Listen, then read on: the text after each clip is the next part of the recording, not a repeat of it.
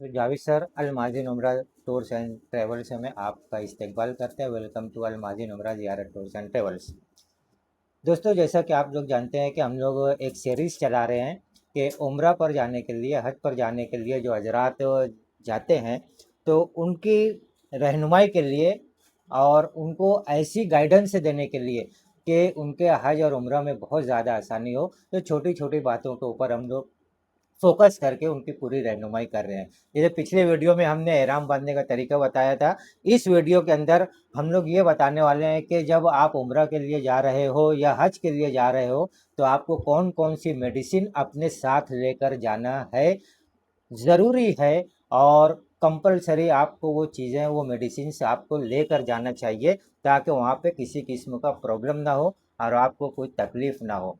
Video को पूरा देखिएगा और हमारी इस कोशिश को आप सराहिए, क्योंकि आप जितना ज़्यादा सब्सक्राइब कीजिए चैनल को, वीडियो को लाइक कीजिए, क्योंकि आपके लाइक करने से और चैनल सब्सक्राइब करने से हमको हौसला मिलता है और इस तरीके से हम लोग आपकी खिदमत में इंशाल्लाह मुकम्मल रहनुमाई करते रहेंगे। वक्फे वक्फे से हर कदम रहनुमाई करते रहेंगे।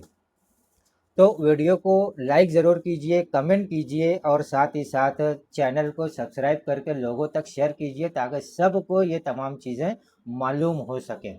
तो चलिए, आज हम बात कर रहे हैं कि हम जब उम्रा के लिए जाते हैं या हज के लिए जाते हैं, तो हमारे लिए ज़रूरी मेडिसिन्स कौन सी हैं, कौन सी मेडिसिन्स हमको ले जाना चाहिए और हम उनको कैसे लेकर जा सकते हैं। तो सबसे पहली बात तो ये आप समझ लीजिए कि ऐसी तमाम अद्वियात जो ड्रग के ज़मरे में आती हैं, यानी नींद की दवाइयाँ या सुकून वाली दवाइयाँ, तो ऐसी तमाम दवाइयाँ जो है ये ममनू है, ये आप नहीं लेकर जा सकते। बहुत एहतियात करना है आपको।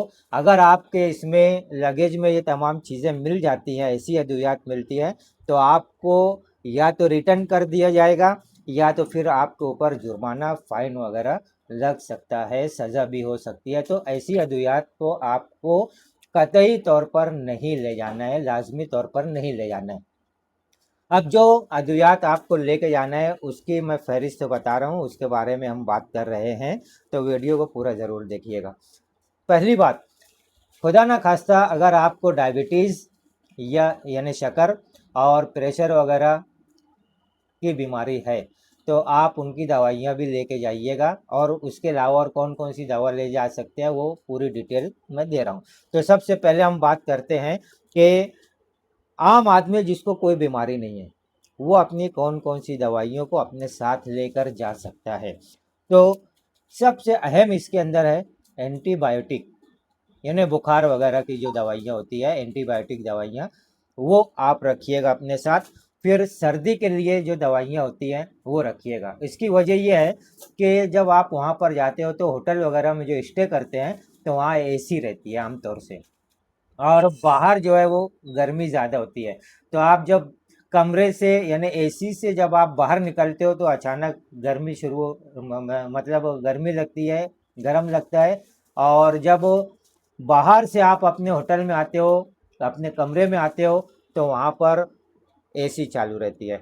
तो इस तरीके से आप सर्द गर्म और गर्म सर्द ये वहाँ पर मिलाप होते रहता है और इस तरीके से आपकी सेहत के ऊपर थोड़ा असर पड़ सकता है। तो इसके लिए सर्दी की गोली और यानी दवाइयाँ और एंटीबायोटिक ये ख़ास तौर से आप अपने साथ रखिएगा।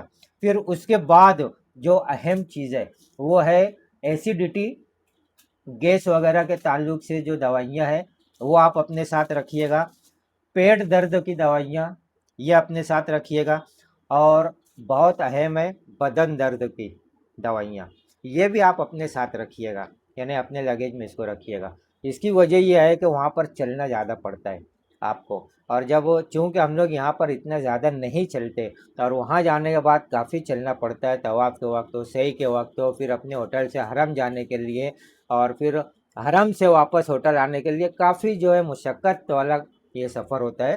तो आम तौर से इसमें बदन दर्द वगैरह लोगों की शिकायत हो जाती है, ख़ास तौर से लेडीज़ में तो बहुत ज़्यादा होती है। तो इसलिए बदन दर्द की दवाइयाँ भी अपने साथ रखिएगा।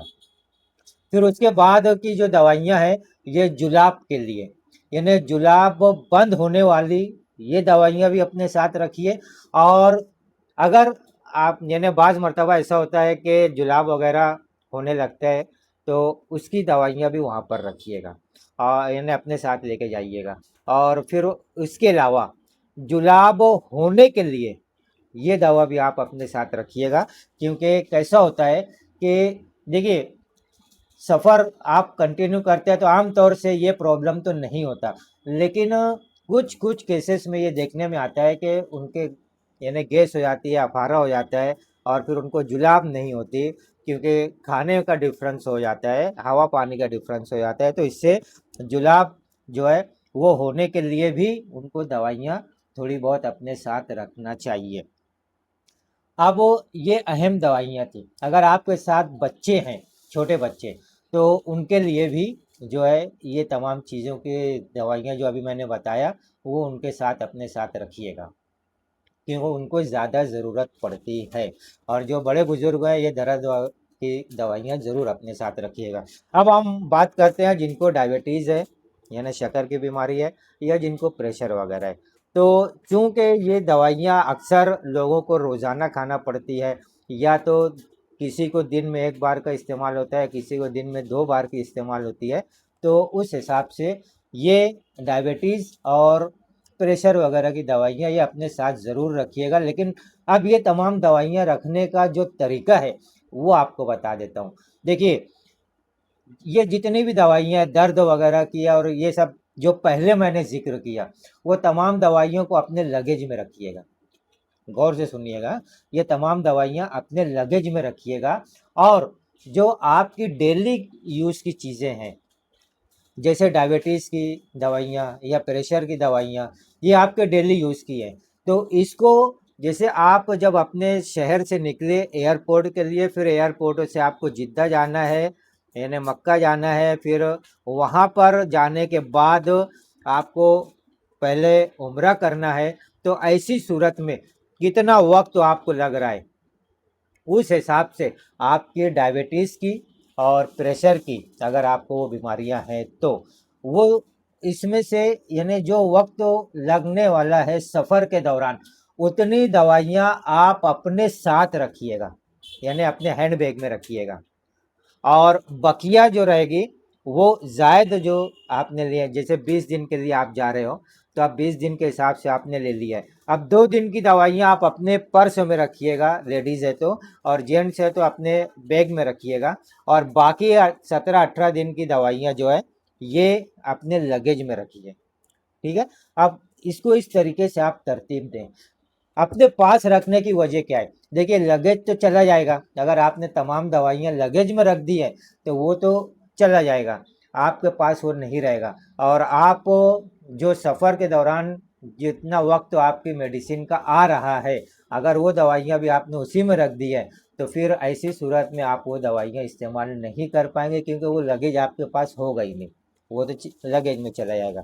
तो इसके लिए बेहतर है कि जो ऐसी दवाइयाँ इमरजेंसी वाली जो दवाइयाँ हैं वो अपने साथ रखिएगा जितना वक्त आपको लग रहा है। लेकिन मैं ये कहूँगा कि 2 दिन की दवा आप अपने पास रखिएगा, यानी 2 दिन में आपको जितनी डायबिटीज़ की दवा लगने वाली है या प्रेशर की दवा लगने वाली है तो वो आप अपने पर्स में रखिएगा, अपने हैंड बैग में रखिएगा, ताकि बवक्त ज़रूरत आप उसका इस्तेमाल कर सकें।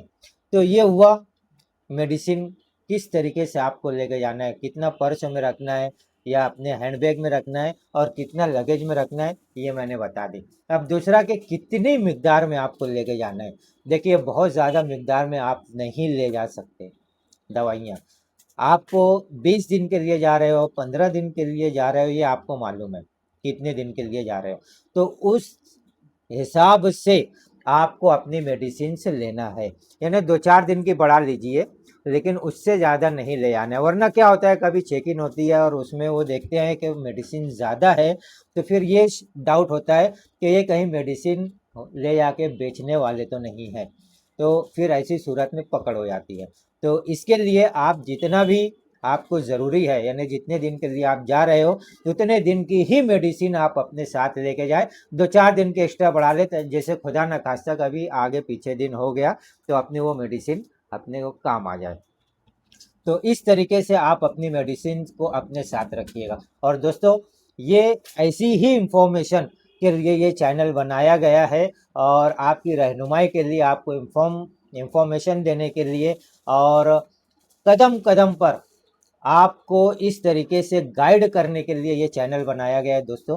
तो बहुत ही मुद्दबाना रिक्वेस्ट है आपसे कि चैनल को लाइक ज़रूर कीजिए, चैनल को सब्सक्राइब ज़रूर कीजिए, वीडियो को लाइक कीजिए और जितने भी लोग हैं जो हज के लिए, उम्रा के लिए जाने वाले हैं, जाना चाहते हैं, उनके दिल में तमन्ना है, तो आप उन तक ये वीडियो ज़रूर पहुंचाइए, ये चैनल ज़रूर पहुंचाइएगा, ताकि वक्त से पहले वो ये तमाम वीडियोस जब देख लेंगे तो वो उस हिसाब से अपनी तैयारी करते रहेंगे। तो इस वीडियो के अंदर हमने मेडिसिन के बारे में बता दिया है, कौन सी ज़रूरी मेडिसिन है, कितनी लेनी है, कैसे रखना है, ये सब इंफॉर्मेशन आपको दे दिया है। और अगले वीडियो में भी हम इसी तरीके से इंफॉर्मेशन लेकर आपके पास आएंगे। अगले वीडियो में हम ये बताने वाले हैं कि आप अपने साथ कौन कौन सा सामान ज़रूरी लेकर जाएं, अपने लगेज के अंदर, अपने हैंडबैग के अंदर कौन कौन सा सामान लेकर जाना है, ये बताने वाले अगले वीडियो में। तो आप चैनल को सब्सक्राइब ज़रूर कर ले, ऑल बेल बटन दबा दे, ताकि जैसे ही वीडियोज़ अपलोड होती रहे आपको नोटिफिकेशन आता रहे। वीडियो को शेयर ज़रूर कीजिए दोस्तों, लोगों तक इस चैनल को पहुंचाइए और ज़्यादा से ज़्यादा सब्सक्राइब, लाइक, शेयर कीजिए, कमेंट्स कीजिए, ताकि हमें हौसला मिलता रहे और हम आपकी खिदमत में अपनी रहनुमाई जो है ये देते रहें और आप जो है वो इंशाअल्लाह आपका सफ़र जो है ये एकदम आसानी से उम्रा का सफ़र या हज का सफ़र ये मुकम्मल हो सके। अल्लाह से दुआ है कि सबको कम से कम एक बार अल्लाह अपनी उस सरजमीन पर ज़रूर बुलाए।